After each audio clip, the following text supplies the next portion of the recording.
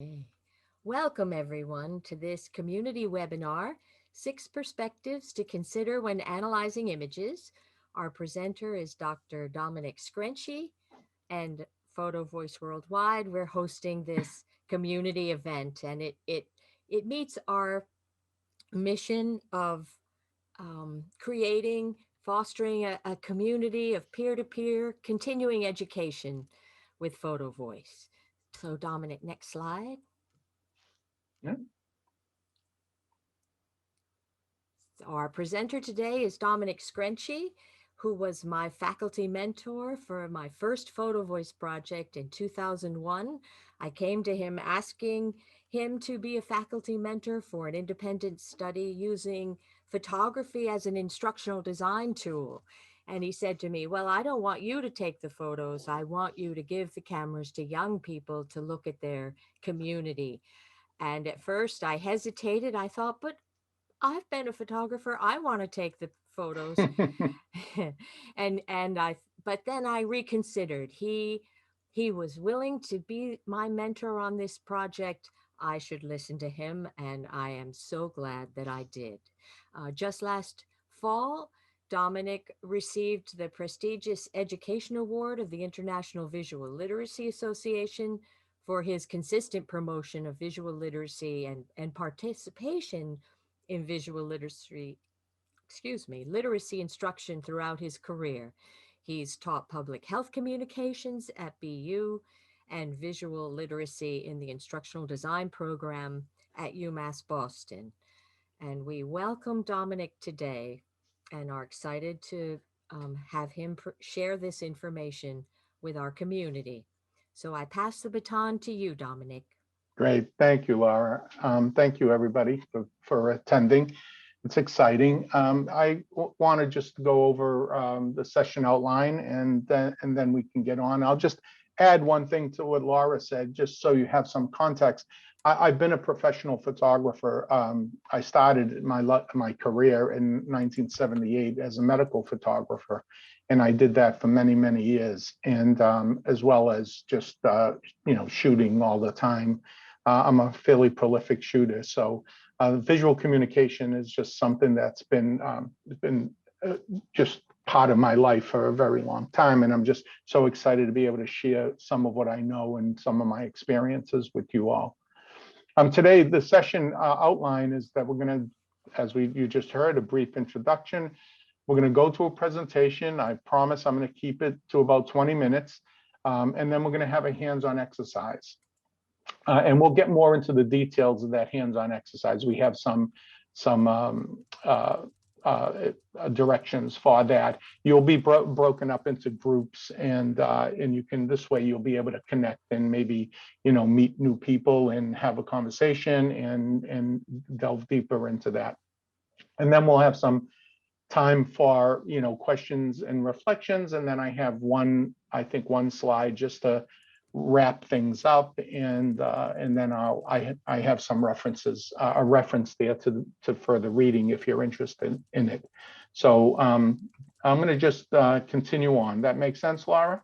Yes, thank you. Okay. So just to reiterate very quickly that you all got the announcement, and you obviously signed up, and sounds like it was a compelling topic because of just the volume of people. And I think this is something we take for granted, but what we want to do is to think about how to look at images, how to look at photographs. And in this case, we're going to use as a framework Dr. Paul Martin Lester's framework just to have this discussion. I'll elaborate more to that, but I wanted to expose you to something that's been existent. His book is in its 9th edition. It's used in classrooms, around the world, in visual communication classrooms. So it's a fairly prolific and sustained effort that he's put behind this, and there's a lot of thought and research that's come back. So it's a very good model that we'll share today, and hopefully this will just be a catalyst to think more intellectually and then on a practical level of how your communication, what your communication needs are, and how to best use this type of practice in that process.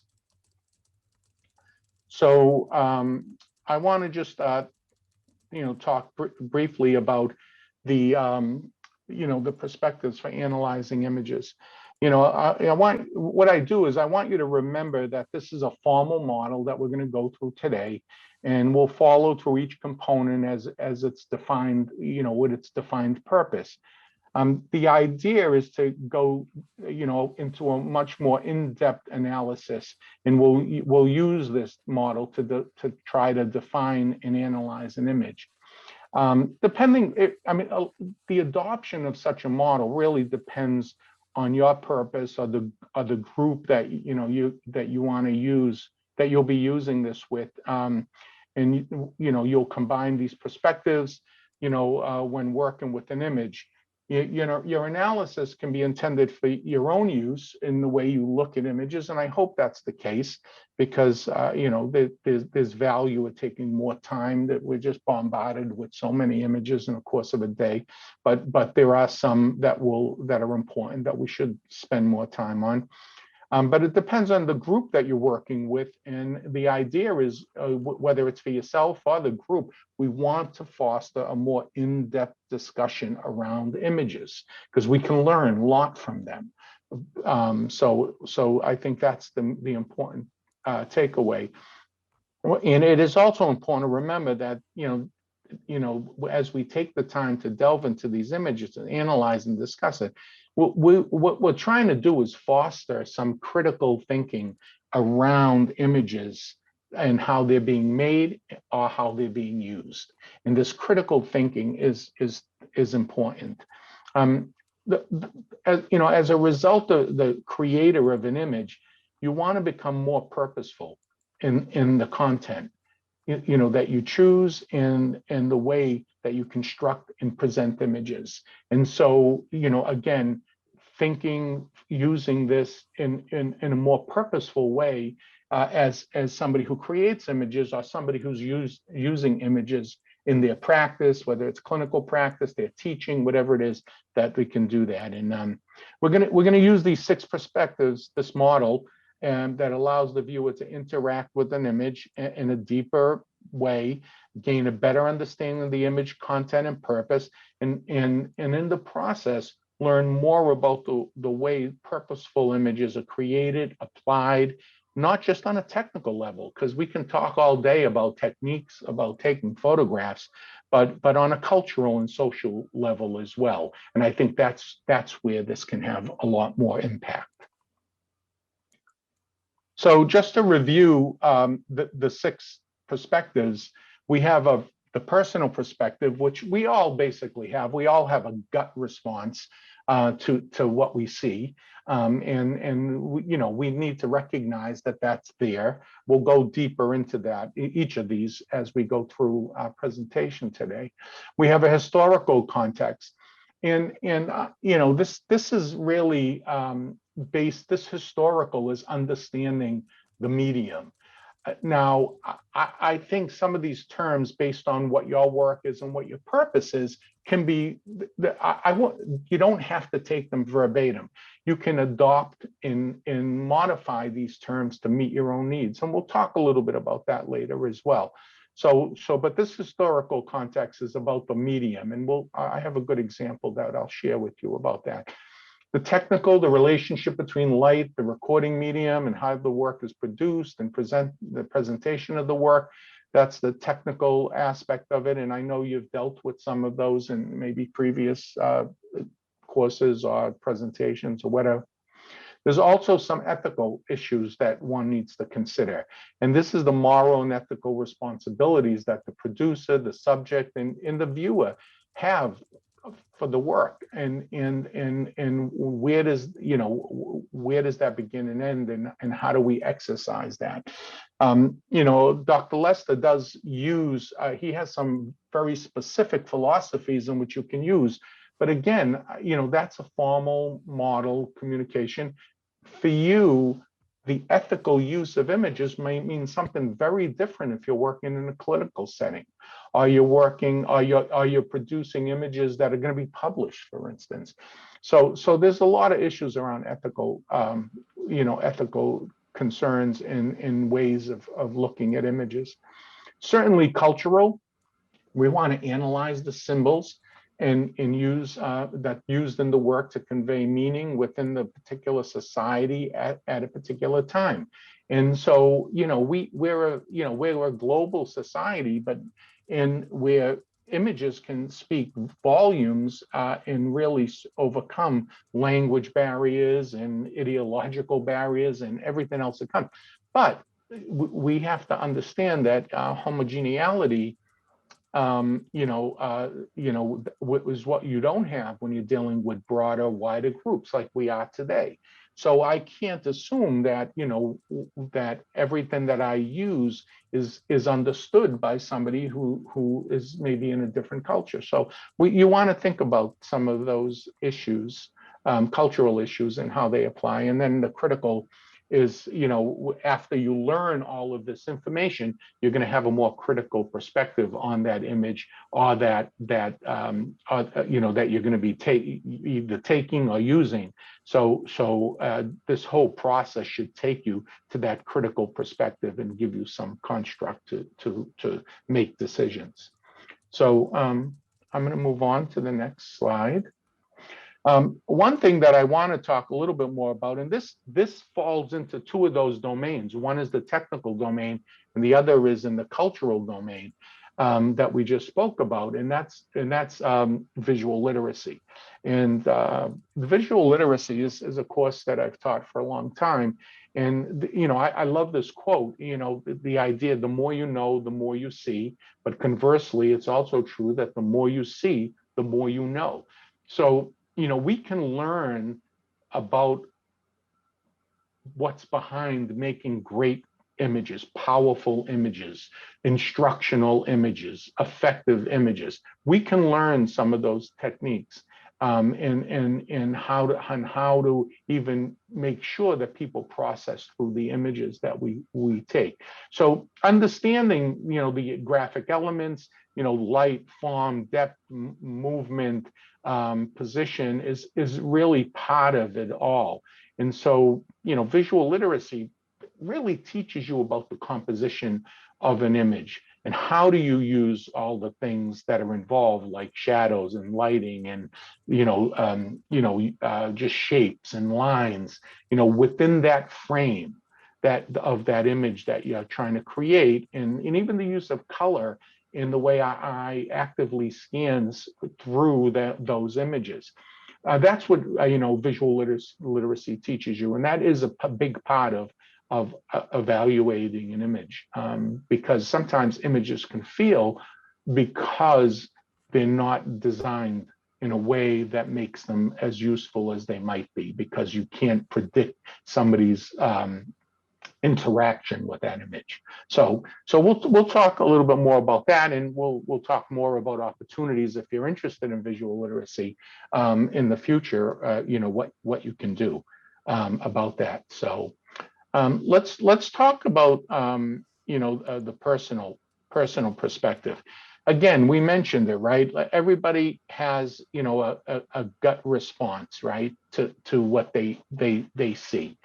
And this is the photograph that you put, that we put in the announcement, and I just figured it was something that you could recognize, that people just have personal responses. And there's just, it depends on our likes, our preferences, our biases, it includes a lot of things. So we have to realize that that's the first step. That's the first thing that happens when people look at images. The challenge with with the personal perspective, not the challenge, but the insight that it provides us, that it actually does tell us something about the person. If you were using an image and you showed it to a group of people and you got 4 different responses to that image. Well, those responses could actually be interpreted, to learn something about the people that are making those comments, right? And their context, their reference, their culture, and a lot of other things. So it's valuable in that respect. It does tell us something about it. But the problem is that those responses usually can't be generalized across the larger population. Those are very personal responses, and so they only have value related to the person that that may make that comment or remark. So it can't be generalized, right? But we and it's not necessarily that they're all negative or positive. They can be either. They can be both. There's we have preferences, and comments, like I said, can be negative and positive. But still, even if it's positive, it's still the same. You can't generalize. As I mentioned, the personal response does tell us something about the culture from which the comment and reactions are being made. So it does give us insight into that person and where they may be coming from, and what optics that they may be filtering, what they're seeing through. So again, that has value. But the challenge is, someone who limits, you make their conclusions about an image solely on personal perspectives, really limits their understanding of the image's deeper meaning. So we don't want to stop there. So this is just an entry point to the process, and let's move on to the next one. So we have historical. And again, just for clarification, this historical was a determination of the importance of the work based on the medium's timeline. And this is an interesting. Now, different mediums have different timelines. If you're talking about typography, it's been around forever, versus digital photography, which is a relatively new thing. The knowledge of the medium and its history allows you to understand current trends in terms of the roots of the techniques, and some of the philosophies of the past around the medium itself. Creating visual message production always comes from an awareness of what came before. So we want to present applications that will also influence future use. So, and let's just talk briefly about an example around this. If I handed you a black and white photograph, and there was no context in that photograph of when that photograph might have been taken. Now, black and white was the only way to take a photograph up until the 1930s. So without, again, understanding the history, you may be looking at a photograph. It could be black and white. It could have no reference that will give you any indication about, when it might have been taken, person's dress, the environment, maybe the date of a car behind them, or something like that. You would have no context of when that might have been taken. And I think that's the meaning of this historical context, is making sure that you understand that, if you're looking at a black and white photograph and there's nothing visually in there that will help you date that photograph, you need to understand that photograph could have been taken anywhere from the late 1850s, 1860s, all the way up through today, because people are still making black and white photographs. So again, that's why this historical perspective and based with the medium is important. I personally think that you can change this perspective for your own work. This historical perspective has value. If it's the timeline of a country's, arc, evolution around education, around healthcare, you can morph this historical concept for your purpose. But I think it's important to have it as a context in which a lens or which you may view images and have that discussion around. So that's something I think that's important. We'll talk about the technical. We talked a little bit about the technical piece, when we talked about visual literacy, so, any analysis of an image requires, some knowledge of how the producer generated that image that you see. Now, does it make a difference if it was done with photographic film or a slot or a digital? It might, depending on what you need to use it for in the quality of it. But it might not. So, but, understanding some of the technical aspects is important. Knowing techniques involved in producing images technically, compositionally, you're in a better, puts you in a better position to know whether, whether the production values are high or low. And how important is that? Well, poor production values might distort or hide important information in an image because it can't be resolved. So that's important.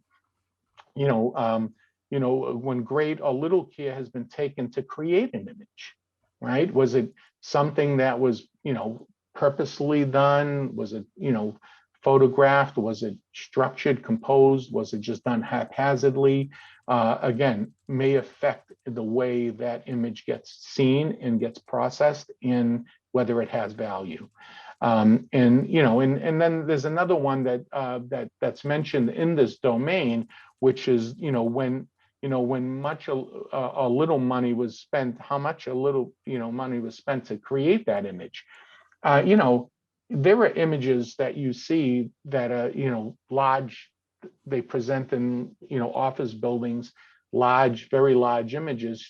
Those images are done with cameras that can cost $50,000, $60,000, $70,000. There is a direct relationship to the quality of an image and how large you might be able to make it and use it, and without diminishing the quality of that image, so it has visual impact.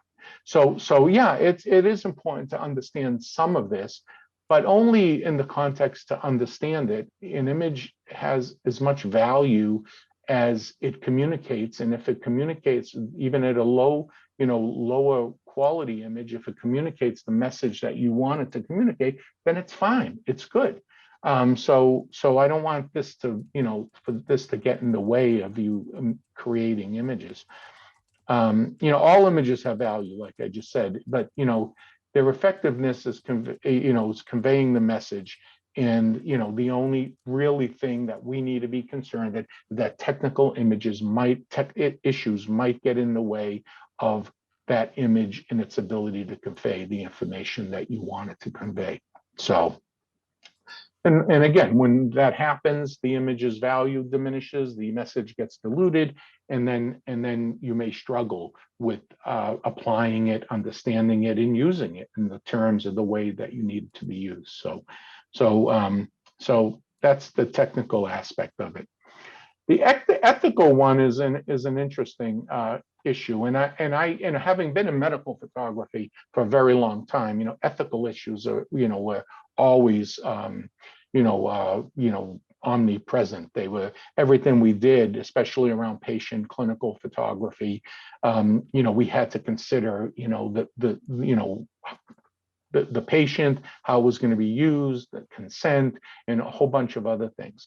But in this context, the six principles, six principles of ethical philosophies, it can and should be used to analyze a picture. And this is what Dr. Lester presents.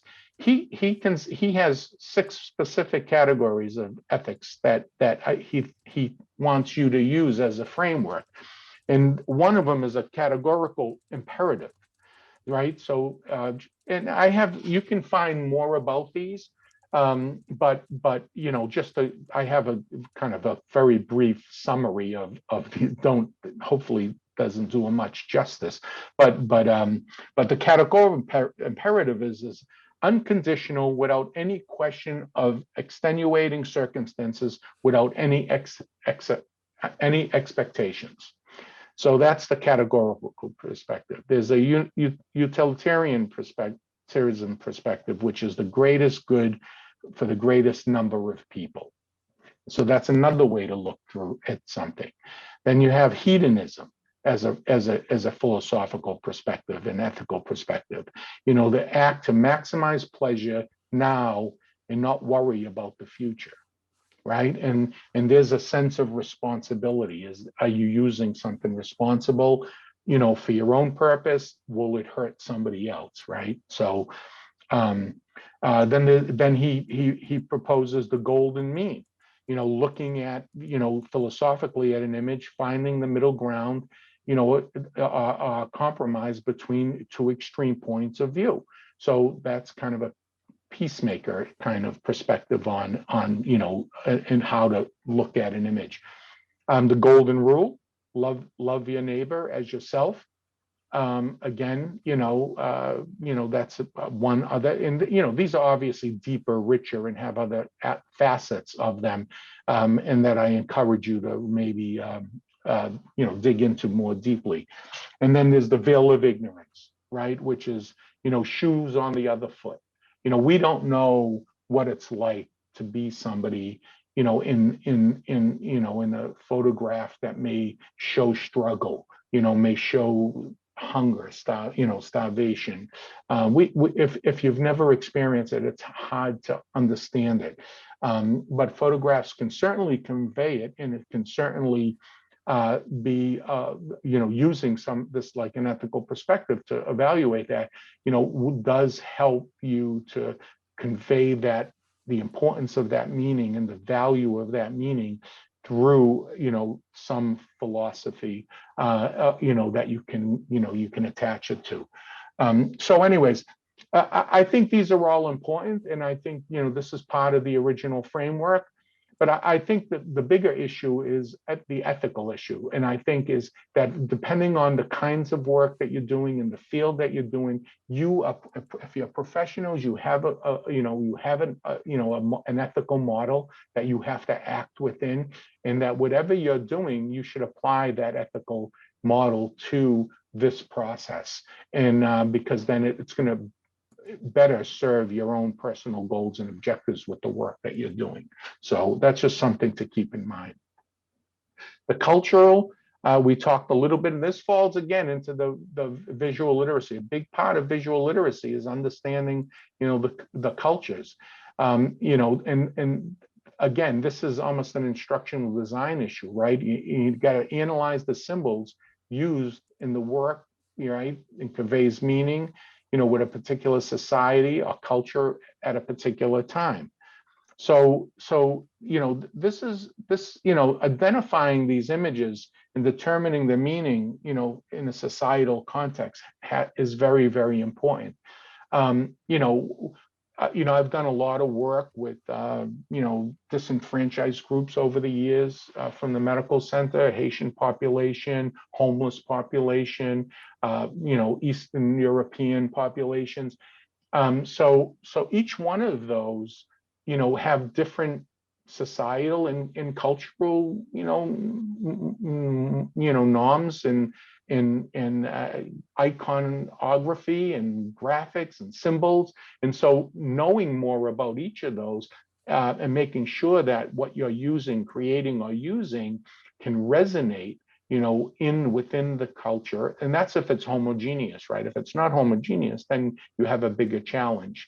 But a tenet of instructional design is always, and this is true with visual literacy, always make sure the group, the population, the audience that your images are, your work is intended for, because that's most important in ensuring that that you're going to reach the audience that you want. And then we finally come back to the critical. Now, the critical is important, right? Because this is the final step in the process of analyzing a picture, right? The last step, which allows the viewer to use all of the information, everything that you've gained by going through that process, right? About the medium and its practice, and the images that you produce with general comments, and then, make sure that you you have the value around what the purpose, objectives, society, and culture are. So as I said earlier, right, the more you know, the more you see. So once you start going down this path, you're going to start realizing the more you know, the more you see. The more you see, once you understand what you're seeing, the more you're going to get out of those images, the more you're going to know. So this is a kind of a self-fulfilling, process and mechanism that is, as you start walking down this path, you're going to start creating powerful images. You're going to start, understanding why certain images work better than others and what you can draw from it. And then how much you can take from that image, and maybe even the intent, what the photographer's intent was, or whoever the maker is. So, again, critical perspective helps refine the viewer's initial personal gut, right? So if you think of that circle, it went from critical back to personal. So once you have a personal perspective and you go through this process and you come to critical, that critical now is informing your personal perspective on this image. Had you not gone through that process, you wouldn't morph your personal perspective in any way. You wouldn't have anything to morph it from. So you're learning and growing and understanding as you go through the process, and again, your personal perspective, gets changed in the process. And it's just important. The critical perspective includes the audience, include an audience possible response to an image and perceived value from their point of view. And that's what you want to get to. You want an informed audience with, that has, an informed point of view that they can analyze, comment, judge, whatever your goal and objective is around the particular audience. So, image. So, anyways, that's what I have. Laura, I don't know, how am I doing for timing? I just want to check in. It's a good question. We're running a little late, but there could be value in doing the exercise, even for just 10 minutes. On the other hand, we do have a large group, and I'm quite sure people will have questions and want to discuss. So I think there's value both in doing the exercise, which would limit our discussion time, or in moving right to discussion, and people have the handout and they would be able to work with that um, to look at an image and use these different perspectives and jot down notes on their own as well. This is something that obviously takes practice and actually would be fun to do. Yeah. So what do you I, think, Dominic? Will you want to do the I, exercise or go to I think questions? I think if we have, let me see what time it is. So I think even if it's 10 minutes, I think, just the group getting together, because you have such a broad audience, and them looking at this from different perspectives, right? From where, both in their professional perspectives and maybe their work and cultural perspectives. It probably will add something to the conversation, and All right. maybe then, whether Dominic, whether we why don't whether we you just, I was if you, just going to say, whether we need somebody to present the findings afterwards is maybe where we can cut, right, just right. give us a quick Hmm. synopsis of what happened, maybe. That makes sense. And Dominic, maybe just go to your slide on the upcoming course in case, some people might need to drop off early so they at least know. So this is the small group work. This is we Yeah, providing information on his book here, Lester's book, yeah, for you. And Dominic will be teaching in March a course on deep seeing the power of visual communication. We encourage you to check that out. This will be covering and very interactive course, a range of possibilities for improving how you read photos and communicate visually. So good. I'm hearing from other people in the chat that the exercise would be good. I hope everyone in the room will have here. So we're randomly assigning you to a small group. Choose one photo to analyze, and at least do you analyze using one of those perspectives. And if you have time, continue with a second image. So I've created 10 rooms, and I'm going to open them now. I hope everyone in the room has the handout and the slide, at least with one person to share with others. So thank you so much. And I put the images that they can pick from to use. So, you know, everybody, Great. that's easy. Fine, We'll make it thank easy. you. And I also saved the slide separately and posted the slide. Okay. So thank you, everyone. We're breaking out into breakout rooms, and we'll pull you back in about 10 minutes. Thank you. Share my screen. Wonderful. I'm going to mute myself so I don't talk too much. What am I going to do then? I talk all the time. Okay, so does anyone have a preference for one of the I hope you can see the images. Does anyone have a preference for which image we use? I don't really have, I'm Pilar, and I don't have really a preference for, it could be anyone. The first one, it could be A or, yeah. A sounds fine to me, unless does anyone else have something else that they'd rather? Let me see if I can drag it and make it bigger. All right.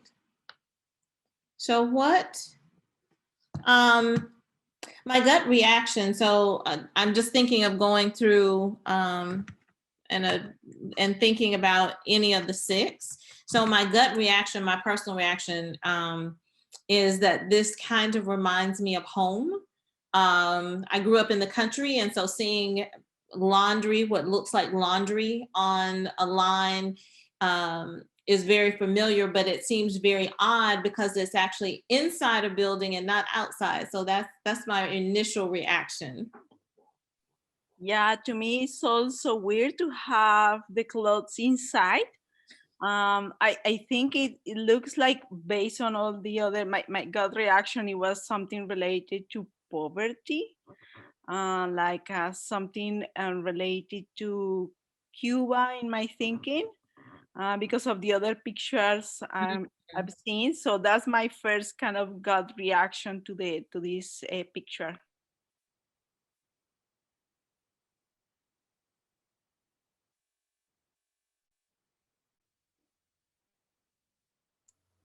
Anybody else have some comments they'd like to share?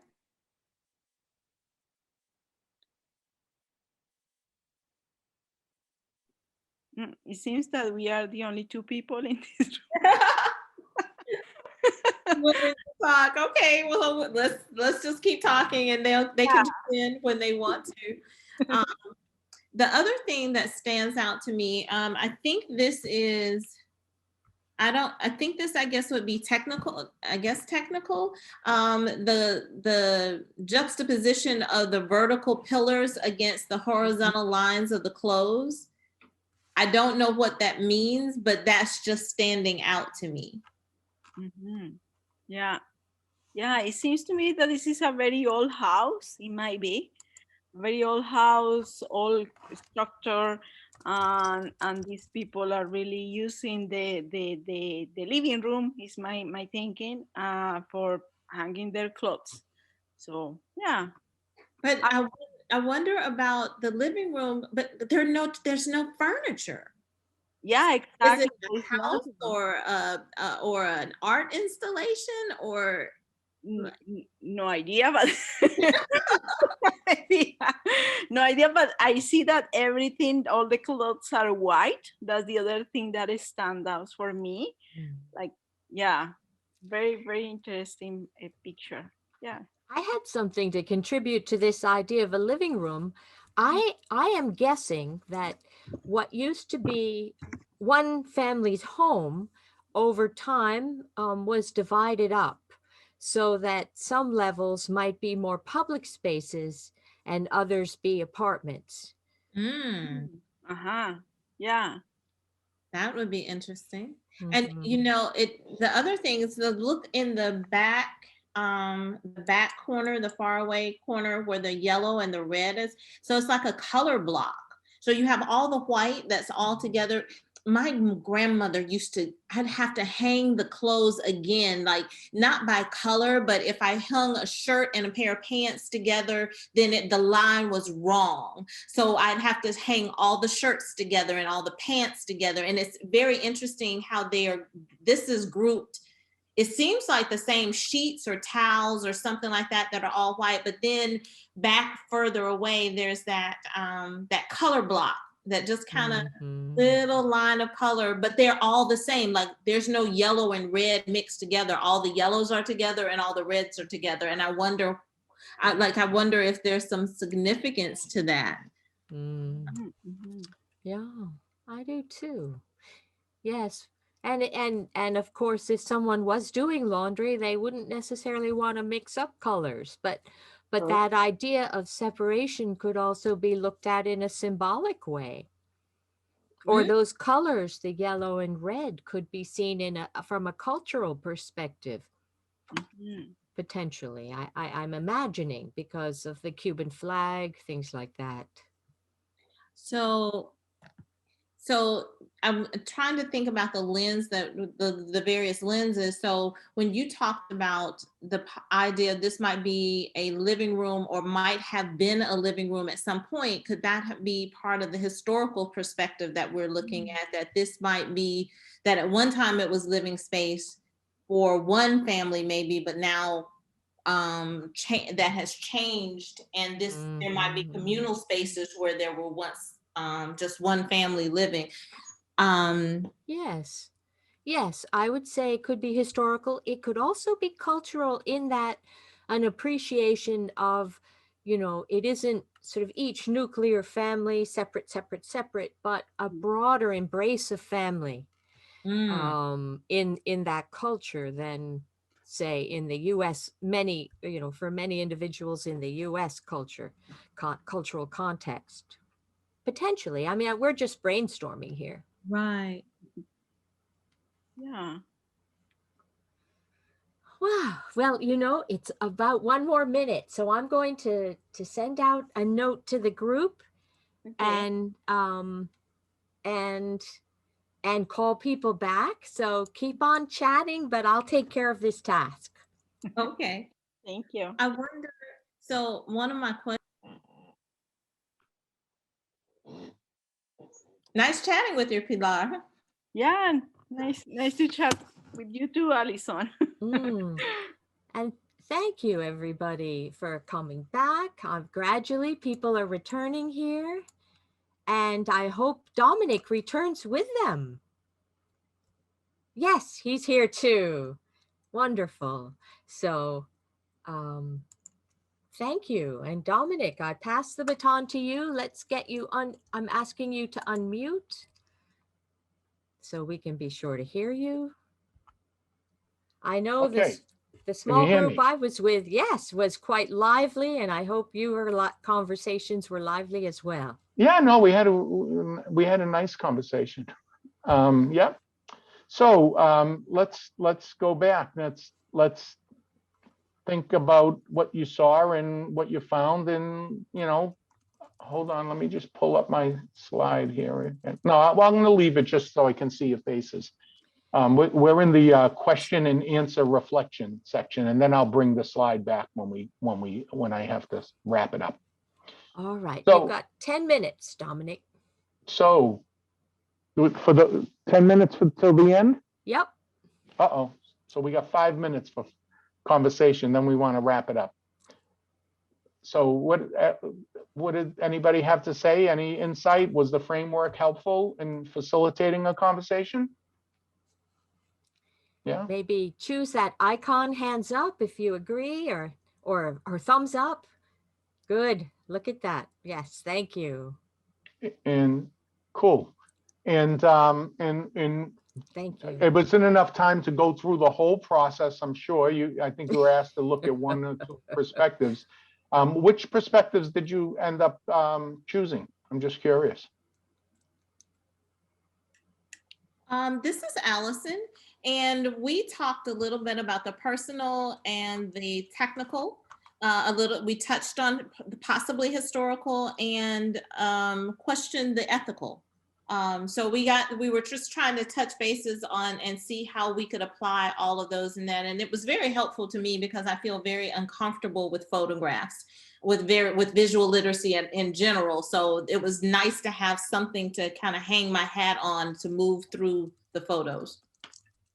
Yeah, I think that's what's important about just having a framework to start. It just gives you a starting point.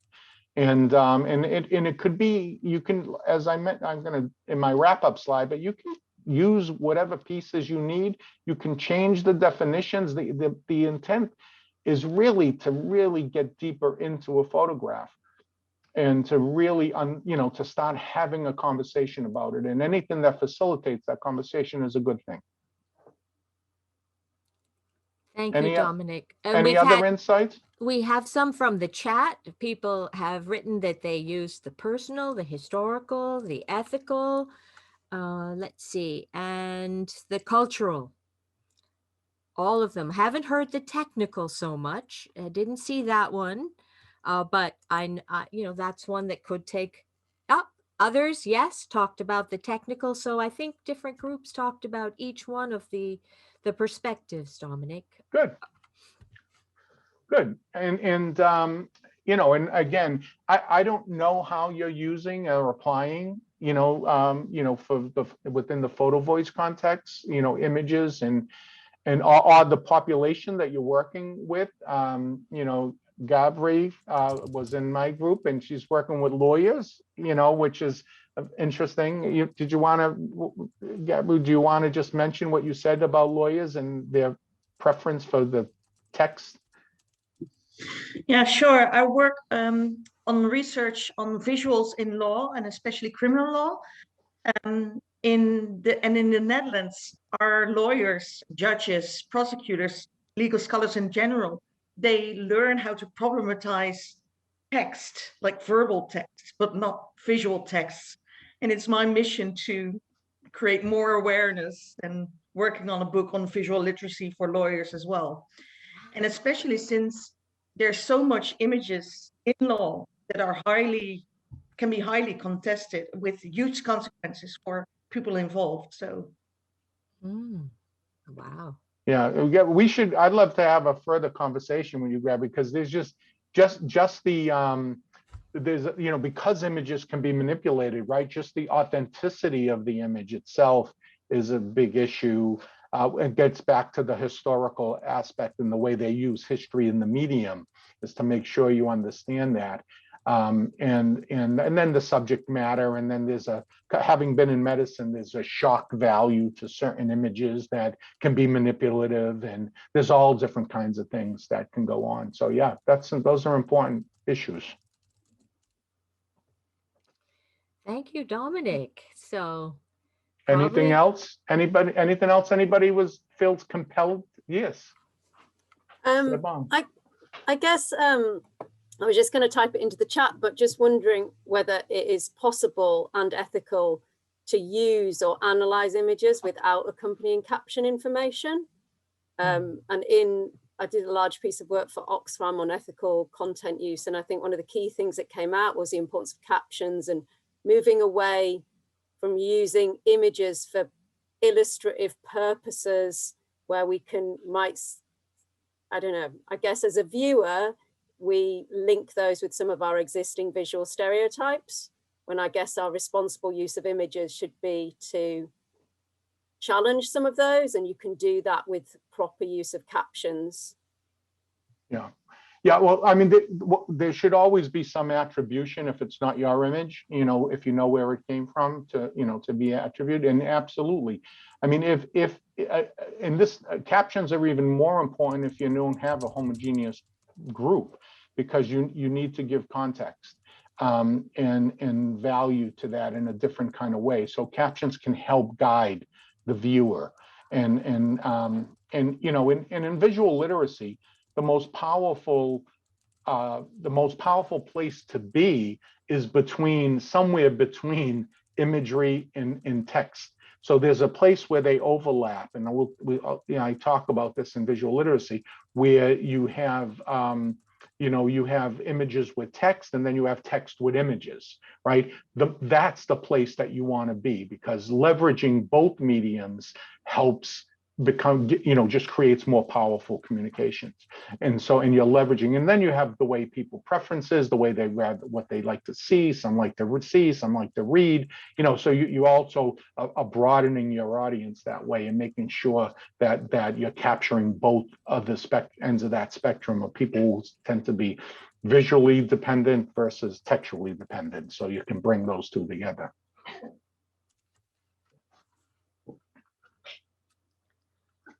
Thank So, you. And thank somebody you. has posted a human rights Berkeley protocol for digital open source investigations. Yeah, since satellite imagery, but also footage shot by citizens in conflict, in conflicts, and it's getting more important to have evidentiary value in, for example, the International Criminal Court.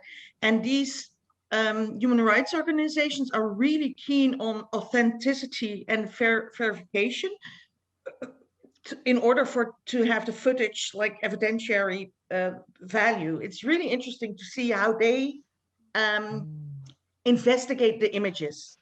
Yeah. And digital forensics has a lot to play in that, because any image that's manipulated, they're timestamped, all of that data is embedded and coded in the data from that image, if it's digital, and so there's protocols to follow for them to verify that. Thank you, Domenic. Well, we're about at time, so. All right, so I'm just going to flip back to very quickly to the slides, and I just want to wrap it up. We talked briefly. This is the model, but what I want, as what's happened is, you don't have to be dogmatic about the way you go through this model, right? You can go through it the way you want, and it does serve a purpose to go through it that way, but you can go through it any way you want. You can go through it technically, sides that you can pick 1, 2, 5, it doesn't make a difference. Now, what we want to remember is that, this is just a formal model that's been proposed. It was a starting point for you to go, right? And if it works for you, great, use it the sequence in the way it does. If it doesn't work for you, and if it's too formal, then create your own, based off of this. Oops, excuse me. Create your own based off of this. But the idea is to make sure that you do use something, to facilitate that conversation, with different, to facilitate, to extract different perspectives from different people and groups. What you want is the overarching idea here is to encourage makers and users of an image to be more critical about the way they create, view, apply, and use images. That's what the intent here is. And again, having that conversation makes images more memorable. If you see something in the thousands of images we see every week, you probably won't recall it. But if you spend time, if you talk about it, you think about it, generally that image stays with you. It gets embedded, cognitively within us in a different way, because we've attached some meaning to it. So especially if you want images to be memorable, spend time with them doing this analysis, in creating some discussion around it, right? So I encourage you to see more deeply in adopting and creating a framework that helps you achieve that goal. And that's what I think is the most important takeaway from this conversation today. So oops. And Dr. Lester's book is out there. He has 9 editions of it. So, if this one may be, I don't know what the cost is, but it's used in text in colleges quite a bit. It's actually a pretty good book, but there are other editions. I think I have 2 older editions of his book. So you could find the book probably other ways too. And don't forget that we will be talking specifically in this presentation is deep seeing you know, the power of visual communications and how to create and